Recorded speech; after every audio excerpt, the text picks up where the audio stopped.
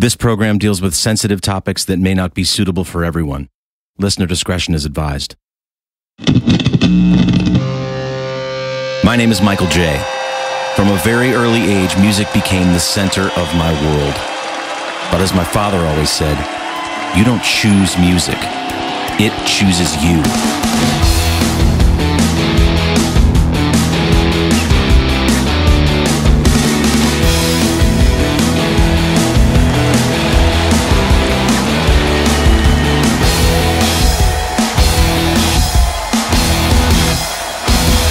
This is Rock and Roll War Stories.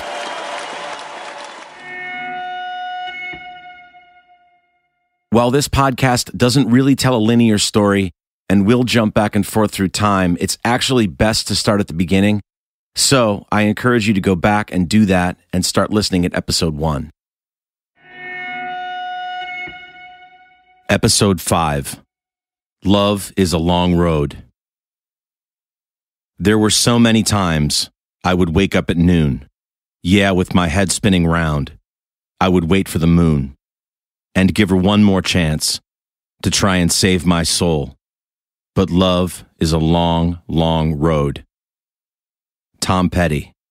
Love is a Long Road. Exploding Boy called it quits after 13 years together in the early part of 2000. The stress and strain of the road had gotten to us, and my friendship with Jay had become compromised. For me, I think one of the most major disappointments toward the end of our 13-year run was watching things devolve steadily into a cover band over the last 3 to 4 years.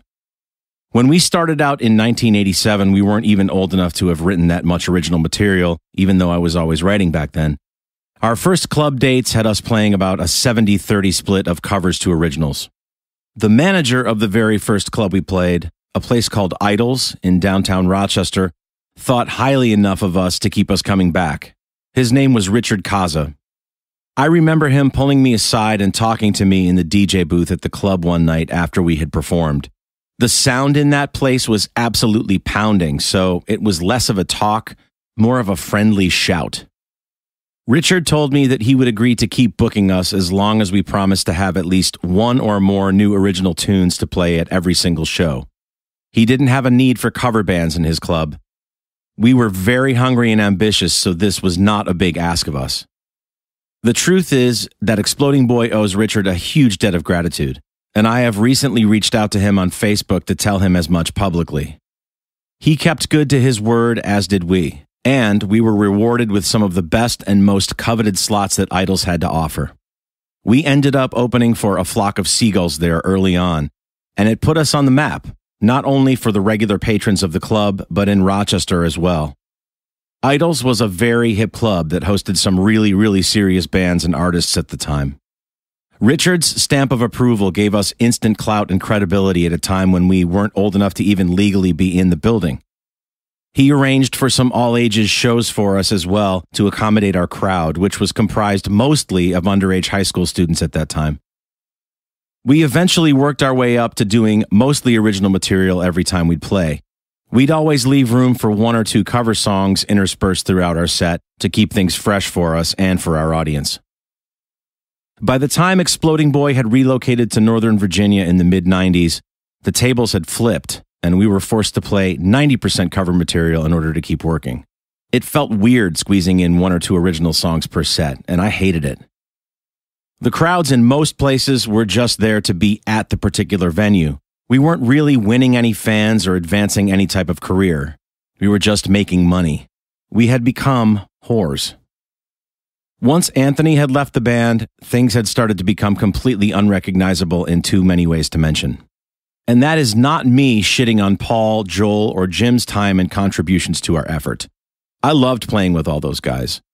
I wanted to play music for a living, I just didn't want to do it being in a cover band. And I'm not sure I really knew it at the time. I just knew I was really unhappy.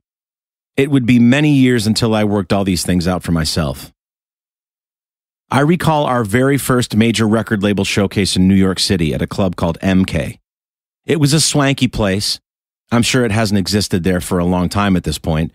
My parents had taken a train from Rochester to come and support us on the night, And even though we played our hearts out, the answer from the labels in attendance was sadly no. And they told us that right on the spot after our set. Exploding Boy isn't right for our label, but we wish you the best of luck. I remember just being so disappointed and feeling so rejected. We had already worked so hard up to that point. It was a bitter pill to swallow. We all had such high expectations and believed in ourselves to an incredibly high degree. I went off close to tears that night to sit in one of the empty stairwells of the club to try and shake things off after the label rep slagged us off.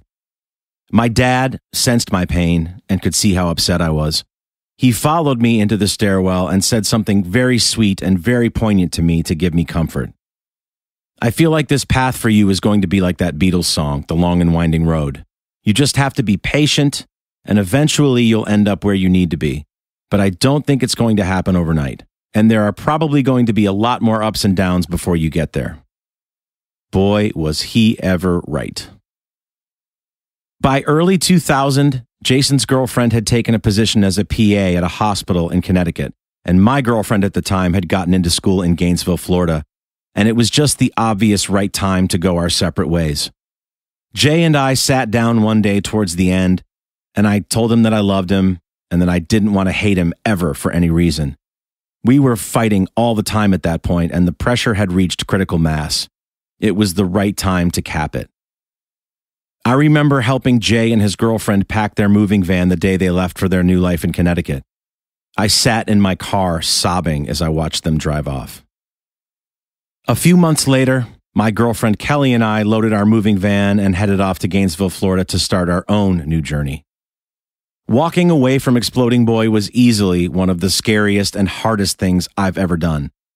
There was no roadmap. Hell, there wasn't even a road.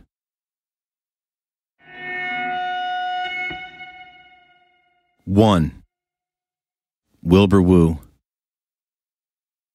Several months earlier, Kelly and I made a trip to Gainesville to find a place to live, and so that I could do a little reconnaissance work to figure out whether or not I'd be able to make any money playing solo acoustic gigs there or not. Thankfully, Gainesville was a huge college party town and had no shortage of venues. The population there was starved for entertainment, and at the time there wasn't anyone with remotely my level of experience playing there. One of the first venues that I checked out prior to moving there was a place called the Grog House. It was a decent-sized college bar on the upstairs level of a complex of bars that overlooked University Avenue, directly across the street from the University of Florida campus. I went in on a slammed Friday night armed with a demo cassette and met the bar manager at the time, a guy named Wilbur Woo. Wilbur was a Chinese-American guy. He was a former football player and most likely weighed in excess of 250 pounds. He was a big dude. He was also very friendly and very likable right off the bat. I explained to him that I'd be moving there in February of the coming year and that I was looking to get some gigs around town. We exchanged numbers, and I told him I'd be in touch as soon as I got to town. A few months later, Kelly and I had just pulled into town on what also happened to be a Friday evening. She driving her car with our dog Cody riding along, and me driving an enormous 26-foot U-Haul moving truck with all of our worldly possessions inside and my car in tow behind it on a trailer. Talk about a stressful drive. I will never do that shit again. I don't think we'd even been in town for an hour, and we hadn't unloaded much of anything from the moving truck when we checked our voicemail and found a message from none other than Wilbur Woo, manager of the Grog House. He said that he had a cancellation and needed someone to play that night. Even though I had just driven 6 or 7 hours and had to dig a little to find my gear, I still called Wilbur right back and told him I'd do the gig for sure. Sometimes the best way to start something is just to dive in head first. By this time, I was a seasoned road veteran, having just come off of playing 250 or more shows a year for 3 years straight. So, entertaining a room was like falling off a bike for me. It felt a little too easy to impress everyone there, if I'm being completely honest. Most of the other people in town doing what I did, with a few exceptions, were just fraternity guys who could sing a little and had learned how to play guitar just a few years earlier. They were not pros. This all worked to my advantage. Wilbur was suitably impressed on that first night, and immediately after I was done told me that I could have a regular Wednesday night slot if I wanted it. Of course, I said yes. Wilbur had also made a call during my set to the manager of a place a few doors down from the Grog House called The Swamp and told him to come down to check me out.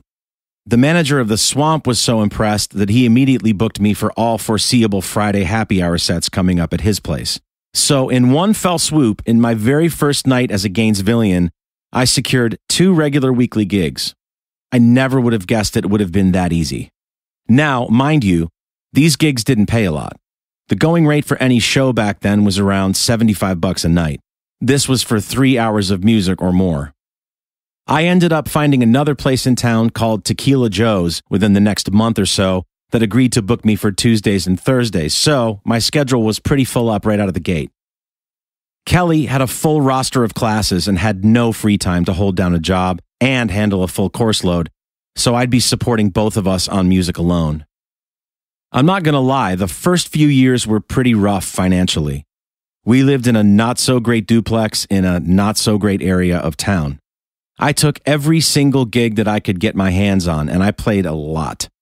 5 to 6 nights a week, and sometimes 2 gigs a day. It was not uncommon for me to do a happy hour set at the Swamp from 5:30 to 8:30, and then pack my stuff and go do 10:30 to 1:30 up at the Grog House. I had a tip jar out at my shows, but college kids never usually put more than a couple bucks in here or there. But every little bit helped. There were exceptions, however. Wilbur had a rule at the Grog House that under no circumstances was anyone to ever play the song Brown Eyed Girl. He hated it with a fiery passion. There were always 3 to 4 big requests with every college crowd. Brown Eyed Girl, Margaritaville, American Pie, and Sweet Home Alabama. And I wasn't fond of any of them. Still not. On one particular night, a group of guys came up to me at the Grog House and dropped a $20 bill into my tip jar and asked for Brown Eyed Girl. I announced it over the PA out to Wilbur, and I said, "Hey man, these guys just dropped a 20 into my tip jar for Brown Eyed Girl. I can't not play it." Wilbur was having none of this. So he walked right up to the stage in front of everyone and dropped another 20 in, looked at the group of guys who had tipped me to play it and said, "He's not playing it." Not to be outdone, the guys then ponied up yet another $20 and looked at Wilbur and said, "Oh, he's going to play it."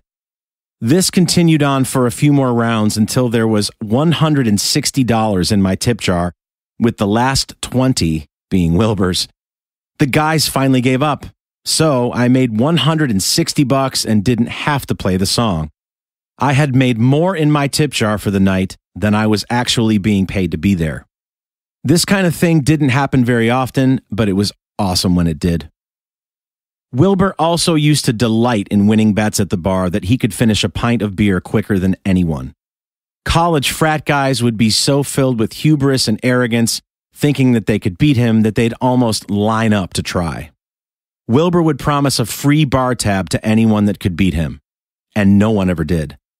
He'd finish an entire pint in nearly one gulp. I also once watched him finish an entire pitcher of beer in the time it took a guy to drink a pint. It was impressive. Over time, Wilbur and I became pretty close friends. He was only a few years older than I was, and we got along great. He was incredibly kind and generous, and was always looking out for Kelly and I. He knew we didn't have a lot of money, so he would always take us out and treat us to movies or sushi, refusing to take no for an answer. He loved the company and friendship that Kelly and I provided, and we loved hanging out with him. The owners of the Grog House put Wilbur in charge of buying a sound system to put into the club. They were doing some upgrades and renovation. When I moved to Gainesville, I had a really small PA that barely covered the places I was playing. It got the job done, but not very well. I couldn't afford anything else, so I had to make do with what I had. Wilbur used to love to pick my brain for equipment advice during this time. He started getting Musician's Friend catalogs delivered to the bar and would spend time flipping through them with me before and after my gigs. For those unfamiliar, Musician's Friend is an online retailer of professional music gear of all kinds: instruments, live sound, recording equipment, etc. Wilbur would ask my advice on what gear I thought the club should get, and what they'd need in order to be able to have bands, solo acts, and DJs fill the room properly. He also loved asking me what I'd buy if I had an unlimited budget. We'd play the what if game a lot, and I didn't think much of it. It's just something friends do to pass the time sometimes. One afternoon, I got a call from Wilbur asking if I was home and if I'd be around. I said yes, and I asked him why. What's up? He just said, okay, I'm near your place now, and I was going to swing by real quick to give you something. I was puzzled, but I said, okay. A few minutes later, the doorbell rang, and it was Wilbur. He said, come out here for a second.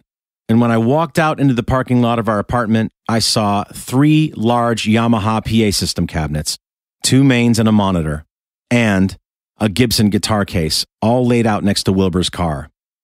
He had bought me a whole new setup and a new Gibson acoustic guitar. He had to have spent over $2,500 on all this stuff. I asked him, what's all this? He looked at me and said, it's for you, man. I was in shock, and then I was in tears. I looked at Wilbur in disbelief and I said, man, it's way too much. I can't accept this. He just smiled and said, well, it's already paid for and I'm not returning it, so you'll just have to take it. Listen, I believe in you. You need better gear, and I want you to go be successful. So just take it and go do that. All I could do was cry. I gave him the biggest bear hug and just kept saying, thank you. I was so moved. If there's one thing I've learned over time, it's that being a gracious gift receiver is every bit as important as being a generous gift giver. When people want to give you something, regardless of how big or small it is, to refuse or deny them of the blessing that they want to bestow upon you is wrong. It's the equivalent of an insult in my book. And the same goes for compliments. I'm still not very good at taking them, but a meaningful thank you goes a long way in every scenario. On a side note, to this day, it still blows my mind that so many Nashville musicians don't compliment one another. I, for one, refuse to play by those rules. If I play with someone and I enjoy what they do, I fucking tell them right away. Same goes for when I see someone in another band or another artist that I like or enjoy, online or otherwise. I tell them. The reason we all got into this thing in the first place is because we have a giant hole in some part of our psyche that will never, ever be filled. The least we can all do is grab a shovel and throw a little dirt in there to try to lift each other up. Okay, off my soapbox now.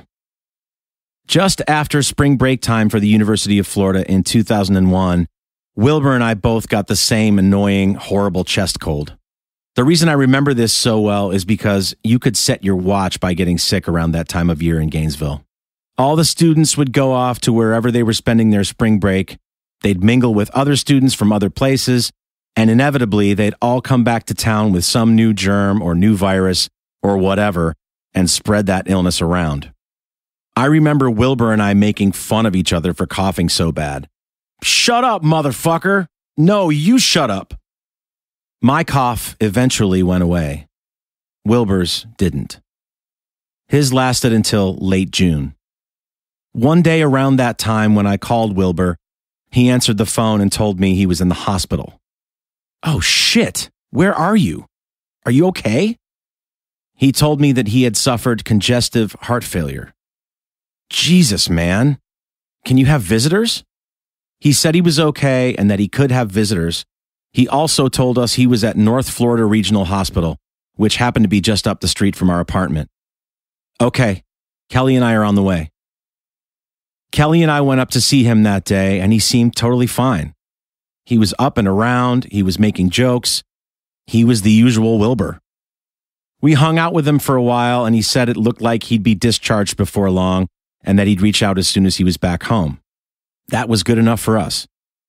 Wilbur's condition obviously hadn't been brought on by some spring break-related illness. His unhealthy lifestyle combined with the fact that he was drastically overweight led to this. His heart was under enormous strain from all of it. I tried calling Wilbur during the 4th of July holiday and got no answer. I then tried calling the hospital to see if maybe he was there, and the person I reached told me he'd been discharged. So I called and left Wilbur another brief message. Hey man, happy 4th of July. I just called the hospital and they told me you'd been sent home. Hope you're feeling better. Call me, dude. Love you, man. See you soon. On July 8th, in the early part of the day, I got a phone call from one of the other bar managers from the grog house. He could barely speak. He could barely get words out. Michael, I just needed to tell you that Wilbur passed away yesterday. I felt a cold chill across my heart. My eyes welled up with tears, and I completely broke down. I was in shock. I was in denial. How could this be? The hospital told me he'd been released. No. Kelly and I were both completely devastated. Even now, as I'm writing this nearly 22 years later, I'm getting choked up a little bit. His funeral was held not very long after that, and it was really rough. His mother was inconsolable. She fell, sobbing and screaming in front of his casket and had to be helped up. His brother delivered a beautiful eulogy, and it was a beautiful tribute to a beautiful man. There was a slideshow of photos of Wilbur, ranging from when he was younger up until just before he passed away, and that made things seem even more horrible. He was only 31 years old. It was one of the most painful funerals I've ever been to. The grog house staff, who all adored Wilbur, were suffering as well. We had all lost a great friend. I still think about him all the time. And I hope that if he could see me today, that he'd be proud and excited about all the things I've gone on to accomplish since that time all those years ago when he told me he wanted me to go be successful. I've tried to honor his wishes as much for him as for myself. Rest easy, my sweet friend. Thank you for the kindness you bestowed upon me in our time together. The road we traveled was far too short. Gone, but never, ever forgotten. 2. Stan Lynch. When I first moved to Gainesville, I stumbled across an article in the local newspaper about Stan Lynch, the original drummer for Tom Petty and the Heartbreakers. It's a well-known fact that Tom Petty and the rest of his famous band were all from Gainesville. His legendary song American Girl contains the line, "Yeah, she could hear the cars roll by out on 441 like waves crashing on the beach."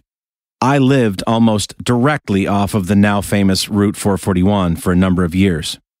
The article in the paper was discussing the fact that Stan co-owned a local music store in Gainesville called Sims Music with his business partner, a guy named Jeff Sims. I had been to Sims a few times since moving to town, but after reading the article, I made a point of going into the store the next time I needed to buy strings and guitar picks with a copy of my self-recorded, self-produced CD called Spin. I met Jeff Sims that day and had a really nice chat with him, and I just kind of shamelessly told him that I wanted to give him my CD to give to Stan because I wanted to see if he'd be interested in working with me. It took tremendous balls, and I'm not sure where I got them. Thankfully, Jeff was a really sweet guy and was completely understanding of the plight of the independent musician. He also knew that getting the attention of his powerful and famous friend and business partner could be a big leg up for someone like me. The truth is, I was a huge fan of not just Tom Petty, but every member of the Heartbreakers. Stan Lynch is still one of the all-time great drummers. Guitarist Mike Campbell has always been on my Mount Rushmore of guitar players. Keyboardist Ben Montench similarly provided me with a lot of inspiration on the keyboards. And if you're a songwriter and you don't count Tom Petty as a huge influence, then I'm not sure I trust you. Stan had left the Heartbreakers in 1994 just after playing drums on Mary Jane's Last Dance. After his departure, he moved back to Florida, where he partnered with longtime friend Don Henley to help put together the Eagles' reunion album, Hell Freezes Over. He also toured with the Eagles. Aside from his incredible drumming, Stan also contributed to albums by the following artists: Jackson Browne, T-Bone Burnett, The Byrds, Belinda Carlisle, Bob Dylan, The Eagles, Elliot Easton, Eurythmics, Aretha Franklin, Don Henley, John Mellencamp, Roger McGuinn, Scotty Moore, Stevie Nicks, Timothy B. Schmidt, Del Shannon, Toto, and Warren Zevon, and a whole shit ton of others. He also co-wrote and/or wrote songs for Eddie Money, Don Henley, Tim McGraw, Ringo Starr, Toto, the Jeff Healey Band, and the Fabulous Thunderbirds, among others. Jeff promised me that he'd deliver my CD to Stan the very first chance he got, and I told myself that I would not bring it up again no matter how many times I went into Sims from that point forward. I figured it would help my chances if I just played it extra cool and just kept my mouth shut. Every time Jeff saw me come into the store, he would actually bring it up, much to my surprise. He would say, "Man, I haven't forgotten about you. Stan has a huge pile of stuff on his desk, but I promise you your CD is in there, and I'm keeping on him about it." I had also left Jeff a business card with all my info on it to give Stan along with my CD. One afternoon, about 6 to 8 months later, I was checking my voicemail and was shocked and surprised to find that I had missed a call and a voicemail from none other than Stan Lynch himself. I pretty much memorized it. I think I may have listened to it about 100 times over. "Hey, Michael, it's Stan Lynch. I finally got down to the bottom of this big pile of stuff on my desk and had a chance to listen to your CD, and I just wanted to call and tell you that you're very good. I wanted to see what your schedule was like, man, and if there's anywhere that I could come catch you live sometime soon. Give me a call back." I was on cloud 9. I couldn't believe it. I returned his call but missed him on a few occasions. It was a busy time for Stan, as luck would have it. Several plans for he and Jeff Sims to come out and catch one of my local gigs fell through, but we did manage to make a tentative appointment to get together and write. Stan was in the process of reuniting with his former bandmates at this time in 2002. They were about to be inducted into the Rock and Roll Hall of Fame. I recall watching the ceremony aired on VH1 at the time. Stan played American Girl and Mary Jane's Last Dance with Tom Petty and the rest of the guys. Truth be told, I was kind of flipping out a little. I was having a really hard time wrapping my head around all of that. And in the process, I was busy getting into my own head about all of it. Stan Lynch wanted to write with me. He liked my record. Jesus. Not long after the Rock and Roll Hall of Fame induction ceremony, we managed to nail down a day and time, and we agreed that I'd travel to Stan's beach home in nearby St. Augustine, Florida, and spend the day with him. It was about an hour and 20-minute drive for me. I left in the morning and got there fairly early that day. I pulled into the driveway, parked, and got out. I walked up to the house and rang the doorbell. Stan greeted me at the door very warmly. He was dressed casually in shorts and a t-shirt, looking like kind of a beach bum. We walked up to the second level of his home, which opened up into a spacious living area with windows on all sides. Beachfront to the left and beachfront to the right. It was breathtaking. I tried to break the ice a little bit with some humor, and I said, "Wow, this must be horrible for you." He laughed, but I think he could tell that I was really nervous. I hadn't really been used to writing with other people very much at that point. Exploding Boy was a collaborative effort at times, but that situation often involved the three of us just jamming around until we'd hit on an idea, and then we'd either work it into a song or I would sit down with the parts and arrange them all and bring them back to the guys with a little more structure at a later date. Or I would just bring in a finished or partially finished song idea, and the guys would then add their bits of flair to it. I'd never sat down all together with acoustic guitars and wrote a song from the ground up with anyone. Luckily, Stan was really easy to work with. He asked me if I had any ideas or chord progressions or song starts, any kind of jumping off point. I did have a couple things, and he ended up liking one of them, so we started building on that idea. And within a couple hours, we had a basic framework and a few skeletal lyric ideas flowing. At one point when we were stuck on a line, he said, "Okay, what would our friend Tom write here?" Our friend Tom? Holy shit. You mean your friend Tom? And then it happened. I froze. I started thinking of all the people that Stan had worked with and played with and wrote with. Holy shit. This guy has worked with members of the Eagles. Bigger holy shit. This guy has toured with Bob Dylan. Even bigger holy shit. This guy has worked with Beatles. I am so fucked. And with God as my witness, what happened next hammered the very last nail into my coffin. Stan's house phone rang in the next room. He let it go to voicemail. Back then, people had physical answering machines, and you could listen to people leaving you messages out loud while they left them. Hey, Stan, it's Don. Give me a call back when you can. I wanted to run some stuff by you. Talk soon. Holy fuck. Did Don Henley just leave a fucking voicemail for Stan in the middle of our writing session? Yup, he sure as fuck did. Fuck. At this point, Stan knew full well that I was in the process of nearly passing out. So he tried to make me feel comfortable by acting even more nonchalant and relaxed himself. But this was having the opposite effect on me. There was a half bathroom in the direct line of sight from the L-shaped couch where I was sitting. We were talking about maybe writing a bridge for the song. Stan walked to the bathroom, left the door wide open, pulled his shorts down, and started pissing, just talking to me over his shoulder the entire time. I don't think we should write a bridge for this song, man, because, well, it's going to sound like we wrote a bridge. So we didn't. Another hour or so went by and we had a finished song. I wasn't sure at the time if it was any good or not, but it was finished. Stan then asked me, "So, what is it that you want to do, man? Like, what's your goal?" All I could say was, I'd like to be able to write songs, maybe get a band together, try and get a record deal, and get on the road. He just looked at me and said, "That's cool, man, but I'll tell you, I've been there and done all that, as you know. For me, if it's a choice between going on the road and spending the summer at the beach, I'm spending the summer at the beach. I don't know how many more summers I may get, so I want to be right here for them." I couldn't really relate to this, but I respected what he had said. I had a gig booked that night back in Gainesville, so I had to say goodbye and get going.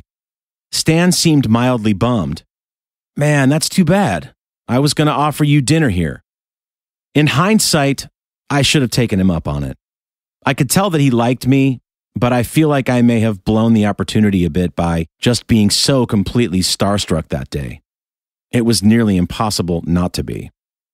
I've been in touch with Stan here and there over the following years. Most recently was shortly before I moved to Nashville, which is actually 10 years ago now.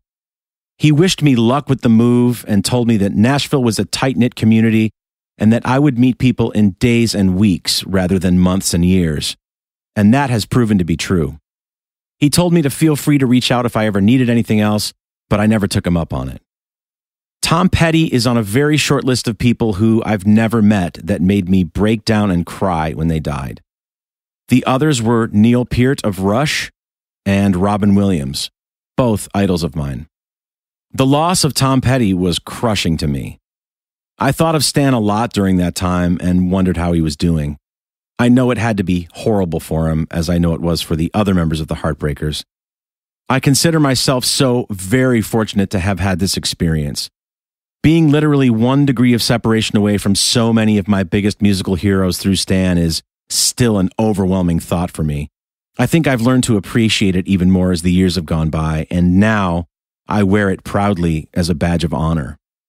It has been a long and winding road, as my father said to me all those years ago. But what a beautiful road.